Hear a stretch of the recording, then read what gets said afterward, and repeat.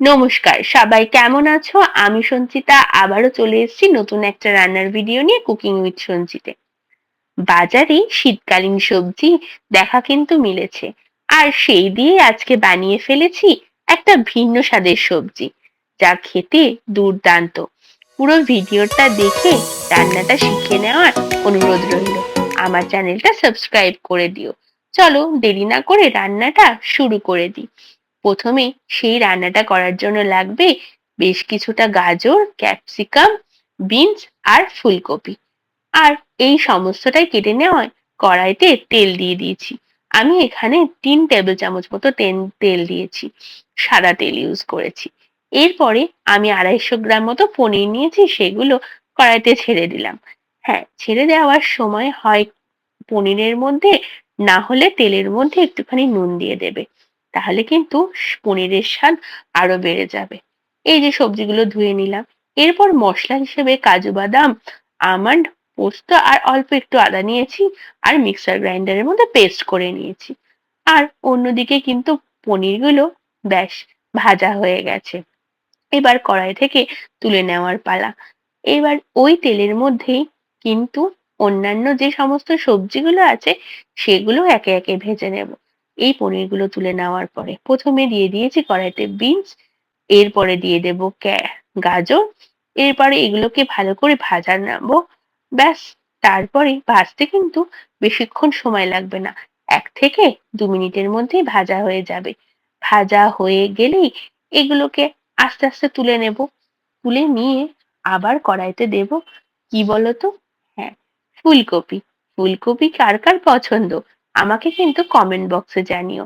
আমার ফুলকপি খেতে বেশ লাগে। যে কোনো সবজিতে বা মাছের ঝোলে ফুলকপি আমার বেশ ভাল লাগে। এরপরে ক্যাপসিকাম গুলো দিয়ে কিছুক্ষণ নাড়িয়ে নেব।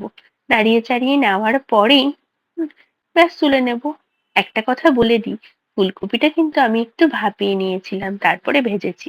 এরপরে যে তেলটা বাকি থাকবে ওই তেলের মধ্যেই দুটো শুকনো লঙ্কা ফোড়ন দিয়ে ওই যে মশলাটা বানিয়ে রেখেছিলাম, কাজু বাদাম, আমন্ড, পোস্ত আর আদা দিয়ে সেটা দিয়ে দিয়েছি। আর 50 গ্রাম মতন দই ফেটিয়ে রেখেছিলাম, সেটাও দিয়ে দিলাম।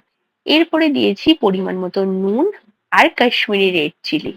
এরপর সমস্তটা দেওয়ার পরেই নাড়াচাড়া করেছি এই ধরো 30 সেকেন্ড থেকে 1 মিনিট মতো। যেই দেখবো ওই মশলা থেকে তেল ছাড়ছে, ব্যাস, এরপরে কি দেবো বলতো? রান্না কিন্তু প্রায় 90% কমপ্লিটই হয়ে গেছে। হ্যাঁ, অল্প একটু ওপর থেকে গরম মসলা ছড়িয়ে দেবো। তাতে কিন্তু স্বাদ আরো বাড়ে, কমে কিন্তু না। এরপরে ওই ভেজে রাখা সবজিগুলো সমস্তটাই দিয়ে দেব। ব্যাস, তারপরে নাড়াচাড়া করে নিয়ে দিয়ে দেব কি বলতো? হ্যাঁ, ঠিক ধরেছো। কি কি বললে? জল? না না না না, জল না, তাহলে এটা ভুল হয়ে গেল। আমি দেব একটু গরম দুধ।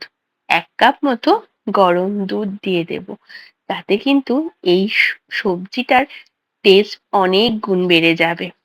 আর অবশ্যই যদি ওই যে দুধের বাটিটা বা গ্লাসটা ধোও, সেই সময় কিন্তু ঠান্ডা জল দিও না।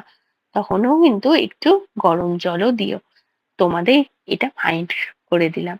যাই হোক, সমস্ত রান্নাটাই ফুটে উঠলে, এই ধরো 4-5 মিনিট মতো ফুটে উঠলেই রান্না কিন্তু কমপ্লিট।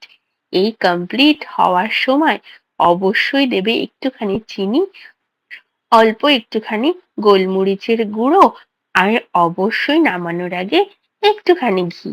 ব্যাস, আমাদের রান্না কিন্তু আজকের মতো রেডি। এটা কিন্তু পরোটা হোক কিংবা রুটি, আবার পোলাও কিংবা ফ্রাইড রাইস, সমস্ত কিছুর সাথেই কিন্তু বেশ যাবে। নিরামিষের দিন এটা তোমরা ট্রাই করে দেখতেই পারো। হাতে সময় কম, কিন্তু খেতে ইচ্ছে করছে কিছু টেস্টি, এই পদ বানিয়ে তাক লাগিয়ে দাও বাড়ির লোককে। বিশ্বাস করো, খাটনিটা বৃথা যাবে না, কথা দিলাম। Thank you.